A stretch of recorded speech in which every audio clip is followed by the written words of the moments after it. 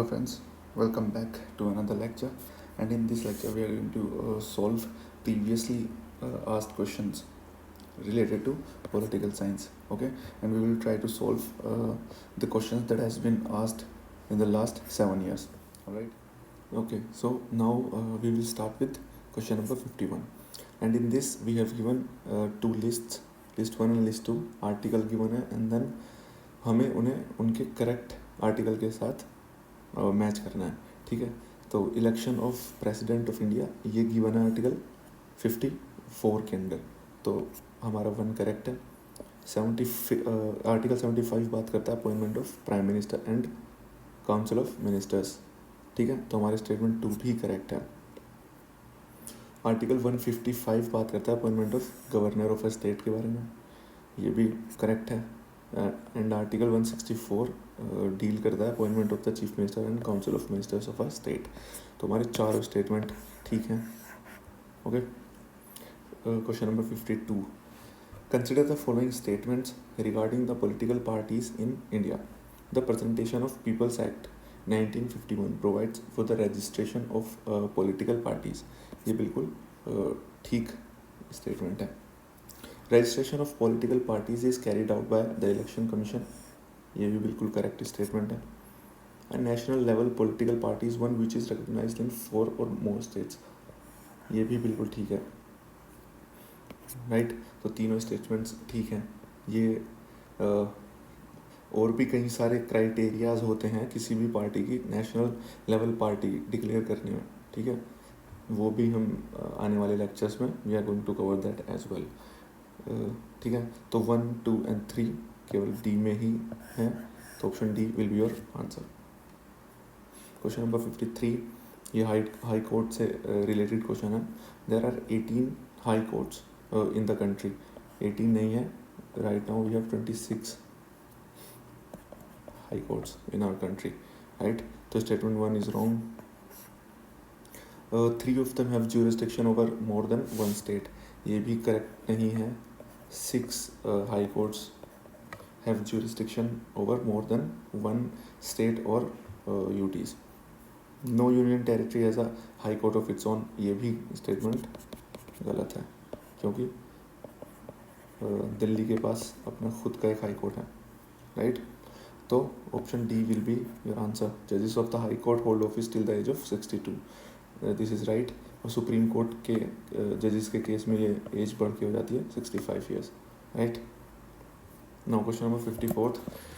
Supreme Court of India tenders advice to the president on a matter of law of or fact on its own. ये बिल्कुल गलत है.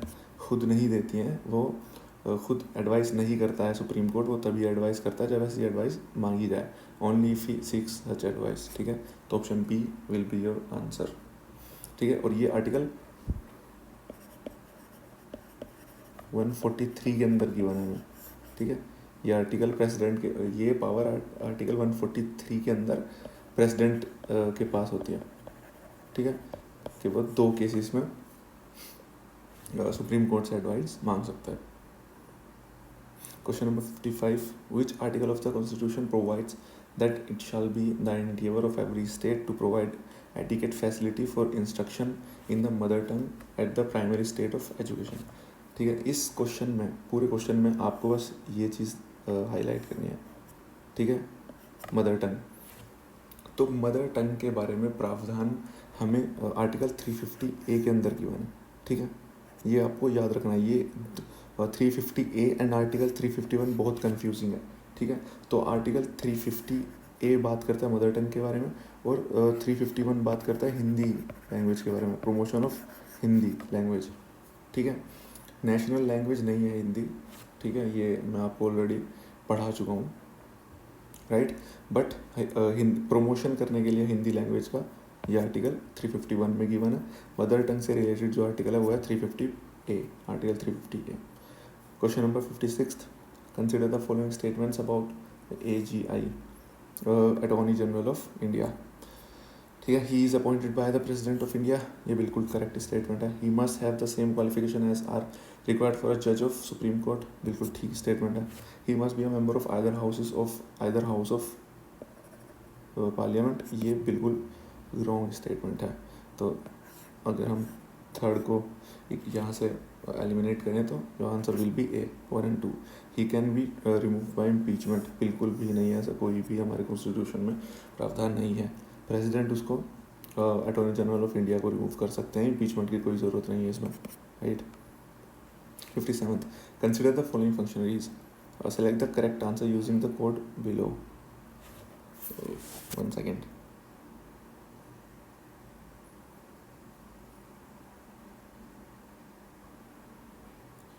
इसके अंदर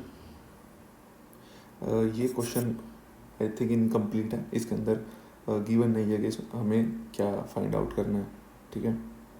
chief justice of India union government, ठीक है, तो इसे छोड़ देते हैं क्वेश्चन को। विच one of the following statements is incorrect, हमें इसके अंदर इनकरेक्ट स्टेटमेंट को ढूंढना है, ठीक है। Goa attain full statehood in 1987, ये बिल्कुल करेक्ट है। Diu is an island in the Gulf of Khambhat, ये भी बिल्कुल ठीक है। Daman and Diu were separated from Goa by 56th amendment of the constitution, ये भी बिल्कुल करेक्ट स्टेटमेंट है। तो your answer will be D, ठीक है, ओके।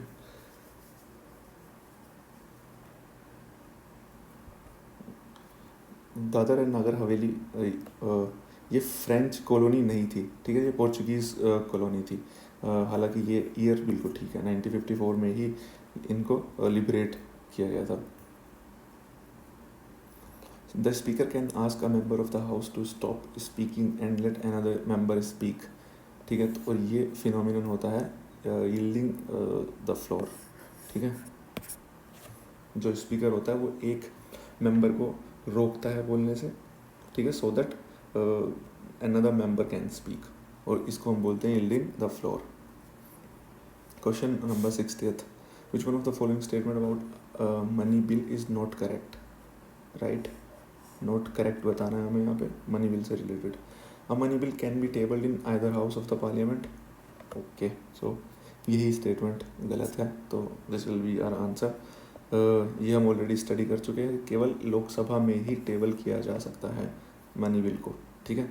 आगे की स्टेटमेंट्स भी एक बार रीड करते हैं। The speaker of Lok Sabha is the final authority to decide whether a bill is a money bill or not, बिल्कुल करेक्ट स्टेटमेंट है। The Rajya Sabha must return within 14 days, ये भी बिल्कुल ठीक है। The president can not return a money bill, ये भी बिल्कुल ठीक है। College student desires to get elected to the municipal council of his city, the validity of his nomination would depend on the important condition, वो condition हमें ढूंढनी है।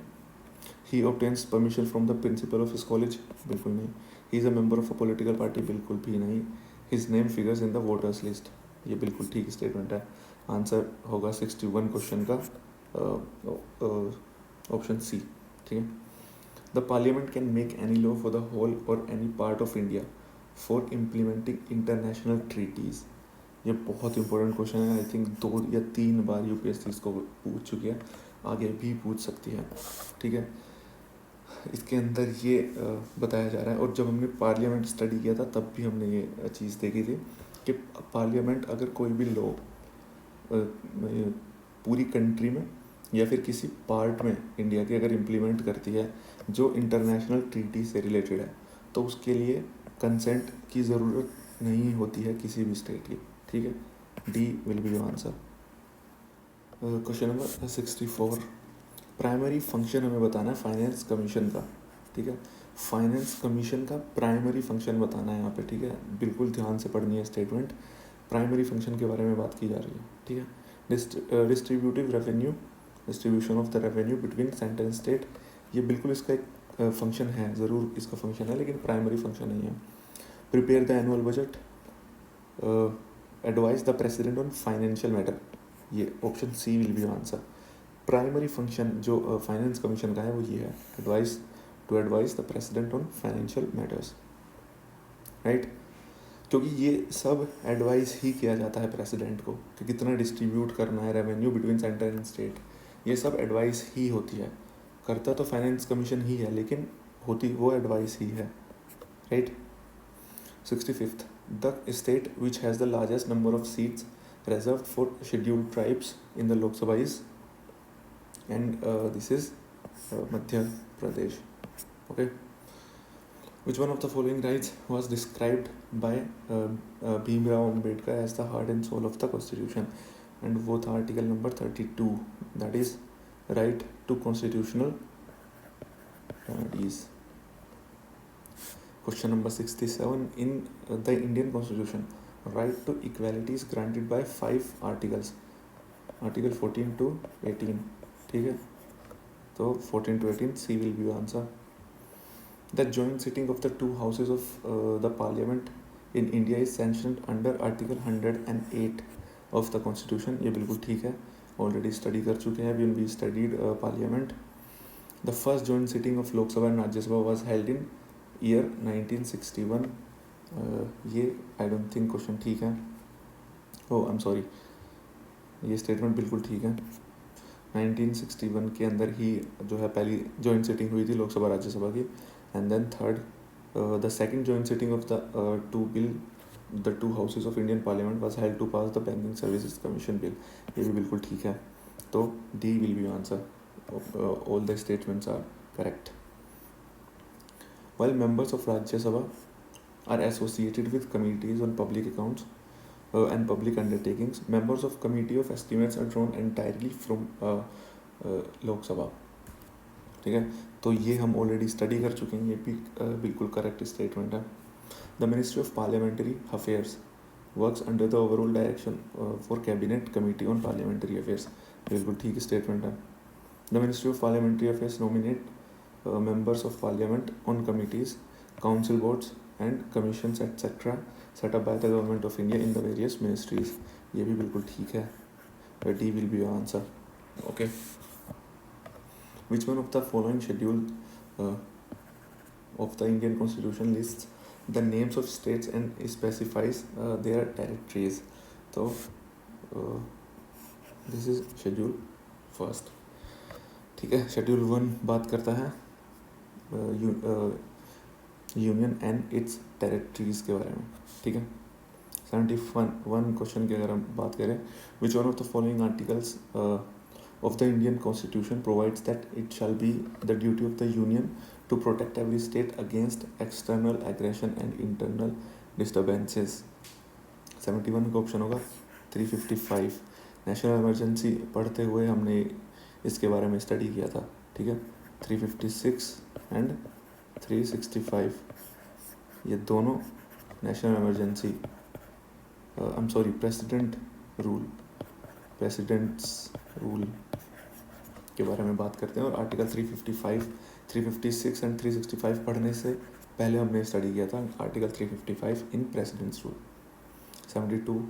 विच one of the following constitutional amendments are related to raising the number of member of Lok Sabha to be elected from the states? 7th and 31st. ठीक है, ये आपको याद कर लेना है as it is. Previously asked question हैं ये, जो आपने लेक्चर्स में नहीं स्टडी किए हैं. You just have to mark them up. Okay. 9th schedule to the Indian Constitution what was added by, ये हम ऑलरेडी काफ़ी बार देख चुके हैं. 9th, 10th, 11th, 12th हमने फर्स्ट 1, 52, 73 एंड 74. ठीक है.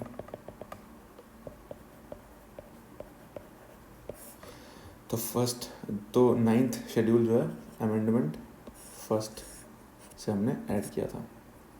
74th की अगर हम बात करें तो इसके अंदर 2 लिस्ट हैं और उसके अंदर हमें बताना है कि लिस्ट 1 में जो गिवन जो आइटम्स है वो कहाँ से बोरो किए गए हैं. ठीक है. तो DPSP हमने कहाँ से बोरो किया है? ये हमने बोरो किया है आयरलैंड से. ठीक है. तो ए के अंदर 3 हमें देखना है, तो option A and C can be eliminated. Fundamental rights हमने USA से लिए हैं, तो 2 का होगा 5, मतलब B का होगा 5, दोनों में ही 5 है. सी कनकरेंट लिस्ट जो है वो हमने लिया ऑस्ट्रेलिया से. ठीक है. तो D will be your answer. Right. Which one of the following statements is correct? Only the राज्य सभा एंड नॉट द लोक सभा कैन हैव नॉमिनेटेड मेंबर्स. ये बिल्कुल गलत है. राज्यसभा में हमने देखा है कि 12 होते हैं नॉमिनेटेड मेंबर्स और लोकसभा में 2 होते हैं, तो दोनों ही हाउसेज में नॉमिनेटेड मेंबर्स होते हैं. There is a constitutional provision for nominating 2 members belonging to the Anglo Indian community to Rajya Sabha. बिल्कुल ठीक है. नहीं नहीं नहीं नहीं नहीं, ये गलत है क्योंकि 2 नहीं आएगा यहाँ पे, 12 होगा.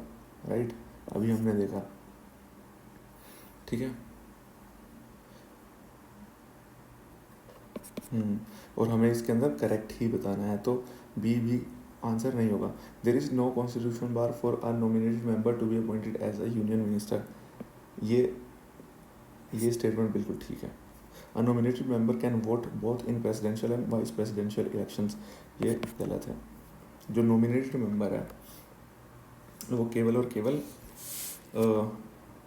वाइस प्रेसिडेंट के केस में वोट कर सकता है, लेकिन प्रेसिडेंट के केस में केवल इलेक्टेड जो मेंबर होते हैं वो ही वोट करते हैं. तो option C will be your answer. 76th, the power to enlarge jurisdiction of the Supreme Court of India with respect to any matter including the union list of legislative powers rests with Parliament. ठीक है, 2 ही तरीके से jurisdiction supreme court का बढ़ाया जा सकता है, या तो पार्लियामेंट के थ्रू या फिर special agreement between centre and states.